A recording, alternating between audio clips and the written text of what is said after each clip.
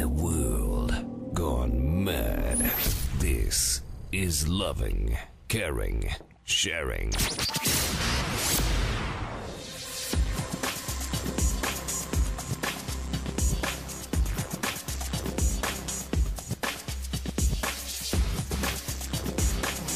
All right, stop the music. Stop the music. Stop it. Thank you. This is Mark Mercer, and this is Mark Mercer's Loving, Caring, and Sharing. I'm not going to waste your time with listening to that. I got more important things going on here. We got Wild Bill for America. Bill Finley has joined us, and we had a little bit of a mishap at the beginning of the program. What happened was, normally, Steve DeLoach, Daniel, myself, we have kind of a system worked out where we remind each other, don't forget to turn on the recorder so we can record the interview. Well, Steve wasn't there on Friday night, so Daniel was busy with doing his programming stuff with North Star and getting things all set up and sound checks and all that, and I was busy trying to get Bill into the call at the last minute. We forgot to record the first 5 minutes. So anyway, so what we got is we have the interview. It's all here. It's intact. It's just we're missing the first couple of minutes. Where we're picking up at is after Bill grew up in Denver, got out of high school, he went in the Navy, and then of course while in the Navy, one of his shipmates got beat up really bad, and Bill started asking some questions and making some notes and stuff, and he was actually able to help solve this case, and that's what set him on his track to being a U.S. Marshal. So we're going to pick up the interview right there. You haven't missed much, and there's lots more to come here, so here we go. So these guys came to talk to me, and I did a little quiet investigation while we were out on about a 6-month cruise. Mm-hmm. I just listened and asked a few questions and made notes, so I was investigating, and that felt pretty good. Really? And that was my first taste of it. And they started checking out some of the guys that I had noted may have been involved, and they eventually made some arrests. Really? Wow.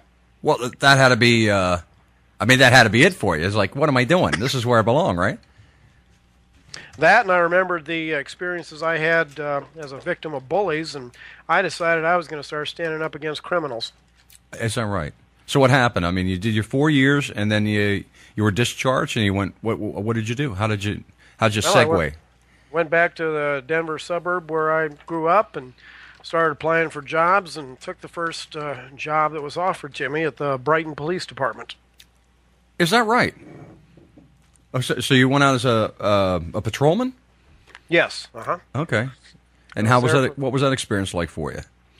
That was very interesting. It's the first time I ran into the La Raza group.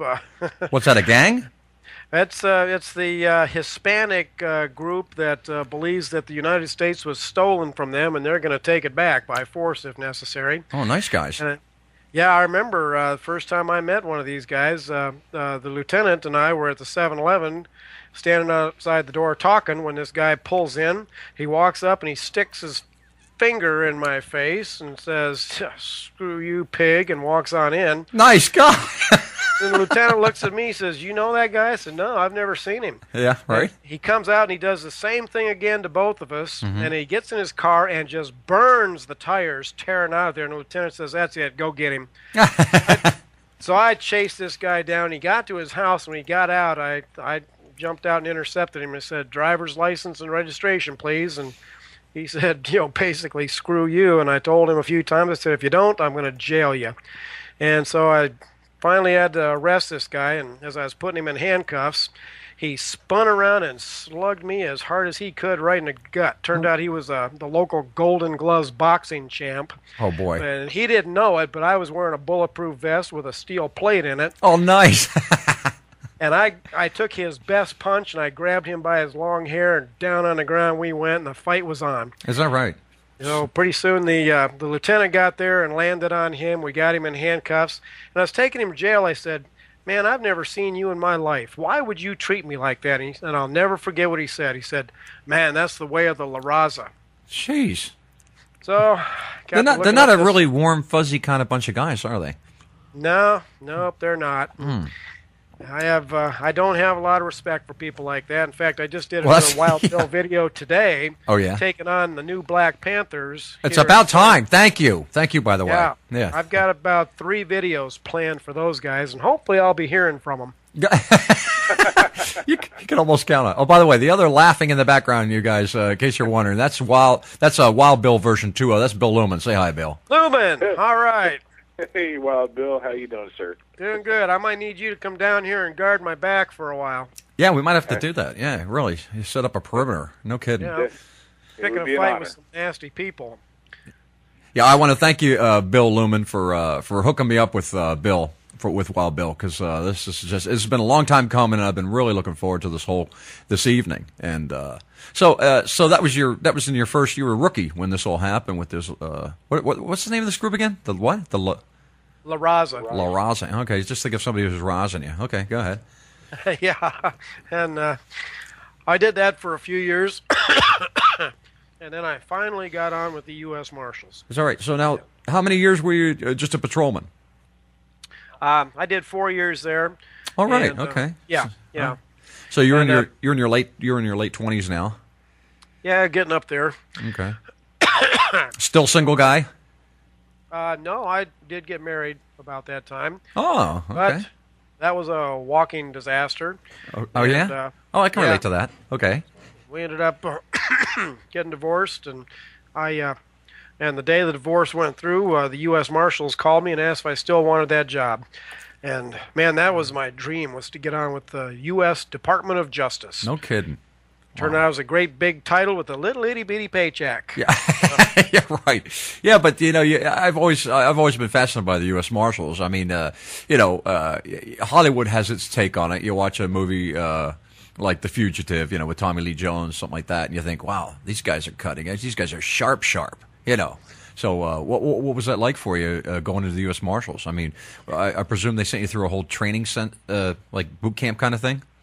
Yeah, they did. They have a training center down in Georgia, the Federal Training Center, and it was great. Worked hard. It was the middle of August. Spent a lot of time doing push-ups out in the sand, out in the woods. Nice. But it was good training, and then they sent me to the Denver office. Is that right? So was there a particular, forte in the U.S. Marshals that you were interested in getting into, or were you just glad to be there? Well, we were kind of just fighting to keep our heads above water. We spent most of our time, excuse me, sitting in court guarding prisoners, which was boring as all get out after working the streets for 4 years. Yeah, no kidding, huh?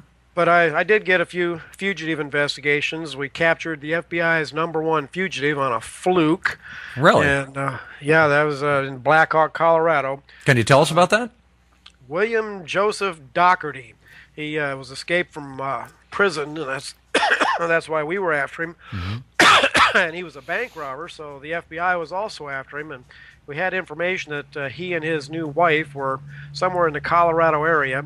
But our office didn't take it very seriously. This inspector came down from Seattle to work it, and the chief sent me to go with him because they figured, they'll send the rookie out and keep me out of trouble. And Right. we looked and looked and looked, and finally, I knew that his wife had recently had a baby, so I was in the Colorado Springs area where they supposedly were going to the women's health clubs. Okay. And sure enough, we found a realtor coming out of her aerobics class who recognized the pictures I was showing around. They had rented a house to them up in the mountains. Okay. So we called in the troops and went to get them, and surrounded the house, and almost had a serious gunfight. And we probably would have, except Joe Doc was in there with his newborn baby, and he finally surrendered. And when we went in there, he had automatic weapons by the windows, and he's in the process of building another bomb that he was going to use for another bank robbery. So Oh, geez. that was a real feather in my cap as a young U.S. Marshal. No kidding. Yep. Wow. So was this in your second year of being a U.S. Marshal? Yeah, it was in the first 2 years, yeah. Okay. All right. Any other remarkable things happen in the U.S. Marshals that we should know about? Well, I got one of their best assignments. I was sent down to Miami to play bodyguard to a federal judge. They had information from Colombia that a hit team was coming up to kill him because he was so tough on drug dealers. Nice. And the informant ended up with his throat cut within a few days after that, so they figured it was good information. Good grief. Holy mackerel. So me and my partner Bruce, we went to Miami with about 4 other U.S. Marshals, and we set up a 24-hour guard on this guy. And I took the night shift. I've always been a night owl, so I spent a month, 30 days, walking around this judge's backyard with a shotgun in my hands, waiting for these bad guys to come over the back wall. No kidding. That was a long haul, but they put us up at the Key Biscayne Holiday Inn, and we were there with the cast and crew of a Chuck Norris movie. They were filming Invasion USA. Oh, you gotta love Chuck. Yeah. So I got to hanging out with those guys during the day, and I got to watch them do some filming, and sparred with the bad guys. And is that right? Yeah, and nothing ever happened. So when the 30 days were up, I headed for home. But when you get stuck on a detail like that, do you find it hard to stay frosty? Oh, I was young and stupid. I guess that makes up for not being frosty. So okay, and coffee. It's hard to stay alert. 12-hour shifts, 30 days in a row. No kidding. There were times when I would pull a lawn chair back into the bushes and just kind of hide and sleep with one eye open. You know what I mean? Yeah, right. Yeah, catch 5 winks, whatever. Yeah. Mm-hmm. So you did your stint with the U.S. Marshals for 4 years, is that right? No, it was just a little over 2. I left shortly after the Miami thing. Oh, is that right? I did have an interesting thing there. I was driving down the road in Miami, and I saw a guy hit a little old lady, knock her down, and grab her purse. Oh, really? Yeah. And so I drove right up on the sidewalk, jumped out, and pinned this guy on the wall, pinned him down on the sidewalk, and realized I didn't have a radio or a telephone. I was right down in the slums of Miami. Oh, nice. Yeah, so I wasn't sure what to do. I was standing there waving my badge around with this guy pinned on the ground. Finally, a bus driver stopped and asked if I needed help. I said, yeah, call Miami. Tell them U.S. Marshal needs help. Oh, thank God for public transit. Gee whiz. Yeah, so they came and they hooked this guy up, and this little old lady was picking her money up and crying. She got all her money back. Oh, that's good. God bless you. And, so I got a letter of commendation for that. Nice. That got me in trouble with my supervisor back in Denver. He was the guy that liked to have all the credit for himself. There you go. Politics. Yeah. Wonderful. So anyway, I was getting bored with the U.S. Marshals. So yeah, welcome to the DOJ. My buddy Bruce said, hey, Bill, let's go to Fort Lauderdale, Florida. So okay. They're doing things down there. Yeah.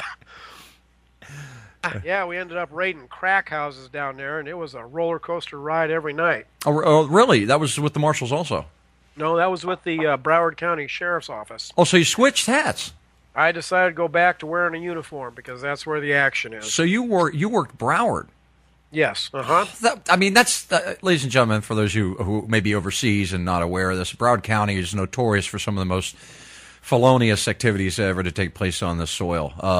As a matter of fact, the television series Cops frequently filmed Broward County sheriffs because there was so much action. It just didn't make sense to go to any other city. They were down in Broward probably 3/4 of the time. Am I right? I mean, Broward's where all the craziness was going on. Well, actually, Cops started with my unit. We had a 5-man team that would go out and bust crack houses all night long. Really? And that was some of their first episodes on Cops. Cool. In fact, they still show them as reruns. If you ever see the one where a tall deputy named Jerry proposes to his girlfriend, Linda Canada. I remember that. I remember that. Those were my guys. Is that right? Yeah. No kidding. How about that? Wow, small world. So, how did you find being in Broward? Well, it was a wild ride. I mean, you park your car and roll your window down. About every 5 minutes, you hear gunshots going off somewhere, and we would raid these crack houses and bust the dealers, take their drugs, and then we had a great big black cop named Johnny who would dress with his shorts and T-shirt and his hat on backwards, and he'd come and plop down in a chair in front of the crack house, and we would set up shop selling crack in place of the drug dealer.